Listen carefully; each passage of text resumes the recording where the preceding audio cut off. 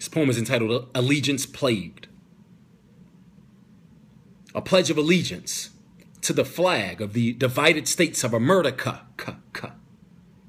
and to the republic for which it stands, one nation, under God, indivisible, with liberty and justice for y'all. Oh, why can't you see through the fallacy?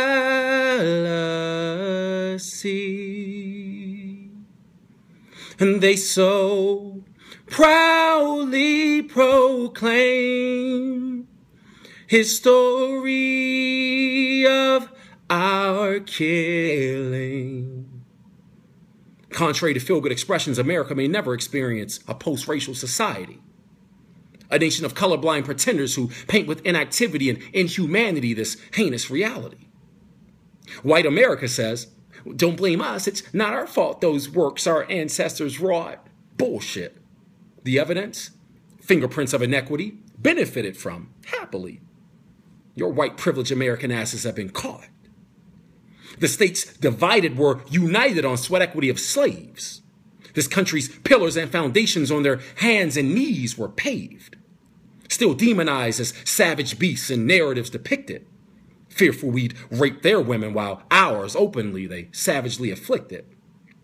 Psychological warfare and methods of fear, they'd whip the strong to within inches of their life. Emotionally paralyzing the weak with putrid mind control. Rebellion even then came with a hefty price. No justice, no peace. Black people didn't just start dying at the hands of the police. This is yet another age-old problem technologically revealed. Abuse of power licensed to annihilate crime free, evading prosecution even though their asses are being filmed. Black Lives Matter expressions free of bias, though some say we play the race card when exclaimed. All the while, our disregard is at its all-time highest. Blind eyes turned or shut from truth are grossly inhumane, and your cowering in silence is compliance. The foundation of white supremacy lies first forced, now accepted through religion. We taught those plantation devils spirituality, how to connect their souls, not just as Christians, but as his children. Like most every black blind societal sheep, I will not follow the flock into destruction. You see, I've heard if we don't stand for something, black lives, then we're bound to die for nothing. Now ain't that something?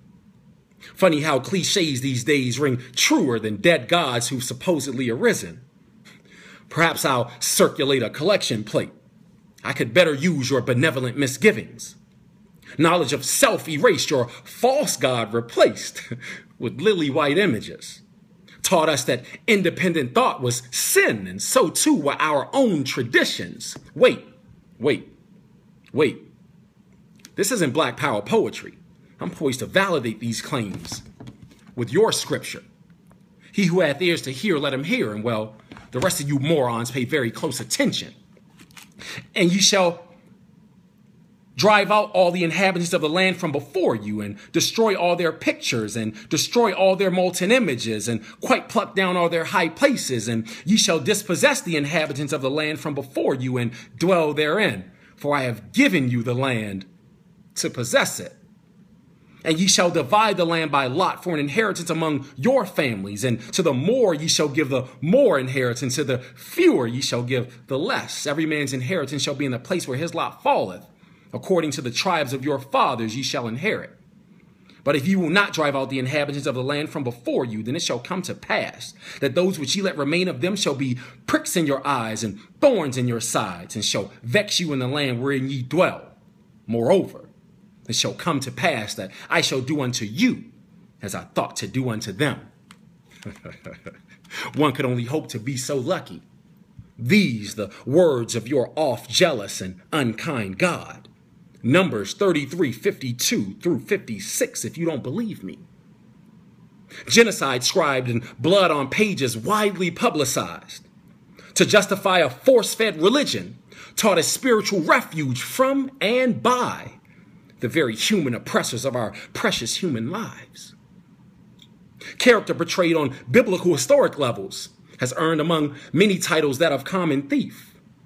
stolen legacies, and an entire identity of a people just up and vanished in the breeze. Though none more devastating than being stripped of our native systems of religious belief. Now, I know this is the part that my people won't like, and leave it to black people to do Christianity right. But who would our God be if they hadn't forced us to call him the Christ? Clearly, King James is very well paid. Literary translators of Brainwashing 101 produce one-sided writings without a semblance of truth. And in like fashion, shore to shore, every fraudulent criminal, though celebrated forefather who's ever bled red, white, and blue.